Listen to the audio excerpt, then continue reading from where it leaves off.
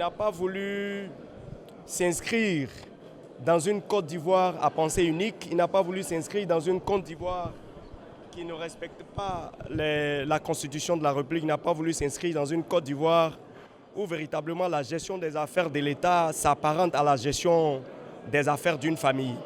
Je pense que profondément démocratique, il a pris sa responsabilité et je respecte sa décision.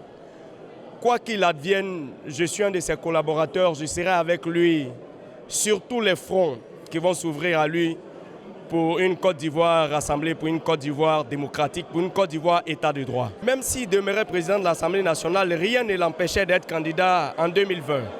Mais ce qui l'empêchait, c'est qu'il se retrouvait dans une famille où véritablement l'absence du droit se faisait ressentir. Il se retrouvait dans un cercle où véritablement l'état des droits était en train de disparaître. Aujourd'hui, le fait de partir lui donne la latitude d'exprimer tous les sentiments politiques qui viennent à lui, de travailler véritablement pour que la Côte d'Ivoire soit une Côte d'Ivoire démocratique. Voici ses objectifs. Je pense que vous êtes en Côte d'Ivoire, vous avez tout suivi. Le discours qu'il a tenu est un discours qui véritablement l'engage à ne pas accompagner les dérives du pouvoir. Parce que ça, il faut le dire, c'est des dérives du pouvoir où véritablement la séparation du pouvoir qui est consacrée par la Constitution ne l'est pas dans l'effectivité. Aujourd'hui, quand il se retire du Parlement, il est à l'aise de pouvoir dire au pouvoir actuel, vous n'êtes pas sur le bon chemin. Parce que de là où il était, quand il dit vous n'êtes pas sur le bon chemin, on dit mais toi-même tu es dedans, tu es dans le même bateau que nous. Aujourd'hui, il se retrouve dans une posture où il est à l'aise de créer ce qu'on pourrait appeler le contre-pouvoir. C'est une décision unilatérale, c'est un acte de démission. Et il vous l'a dit, il tient à ses convictions. Donc c'est une personne entière qu'on ne peut pas influencer. Il a dit qu'il a décidé de démissionner. La démission est un acte unilatéral. Et je pense que cette démission, mon commentaire, c'est que cette démission n'est que la satisfaction d'une obligation de cohérence et de conséquences. En tout cas, ce qu'il faut savoir, c'est qu'au Parlement, la seule personne qui est élue pour 5 ans, c'est le président de l'Assemblée nationale. Les autres membres sont élus pour 1 an, quitte à être reconduits. Donc je pense qu'à l'ouverture de la session prochaine, je pense que ça va faire l'objet effectivement d'un ordre du jour où les députés seront amenés à se prononcer quant à la formation d'un nouveau bureau, pourquoi pas. Et cette fois-ci, je pense que cela ouvert également les élections de président de l'Assemblée nationale. J'avoue que militant du PDCI-RDA à l'été mamelle du parti,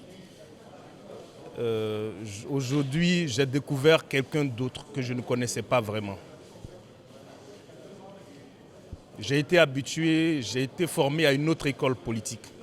Mais j'avoue qu'aujourd'hui j'ai découvert un grand homme, un grand président d'institution, un homme qui a une conscience de la République et qui veut que la Côte d'Ivoire se réconcilie.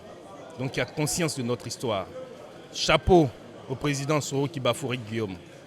Une intervention d'homme d'État, engagé résolument vers le bonheur du peuple. Le président a parlé. J'avoue que je suis intervenu en début de séance pour une question de procédure. Mais j'ai été rassuré quand il a fini son intervention. Vivement que cela serve de leçon aux hommes politiques de Côte d'Ivoire et que nous retenions qu'en définitive, ce qui compte, c'est le peuple et le pays. Parce que nous tous, nous passerons un jour. De l'histoire du pays, savoir prendre une décision. Le président Soro a pris cette décision, il faut l'encourager vivement parce que l'avenir de notre pays se retrouve aujourd'hui dans la main de personnes capables de faire table rase de leur poste, du matériel pour défendre l'essentiel de notre pays, c'est-à-dire la démocratie et surtout la cohésion. Bon, laissez-le lui-même définir, dérouler son calendrier. Aujourd'hui, il a décidé de partir du perchoir. Demain, on attend ce qu'il dira au peuple ivoirien, mais il ne m'appartient pas, moi, de dérouler son calendrier. Voilà. En tout cas, moi, je l'encourage vivement. En ce qui me concerne, en tant que président du RACI, le président Soro aura notre soutien et je suis sûr que le peuple de Côte d'Ivoire l'accompagnera. Le groupe parlementaire PDCI-RDA prend acte de la démission du président Soro Guillaume. En même temps, le groupe parlementaire PDCI-RDA regrette que cette démission soit liée au congrès du RHDP. Comme quoi nous comprenons que le président Soro Guillaume démissionne par contrainte. Et c'est déplorable. Le groupe parlementaire PCRDA attend suivre l'évolution des choses pour engager toujours le combat de la démocratie en Côte d'Ivoire.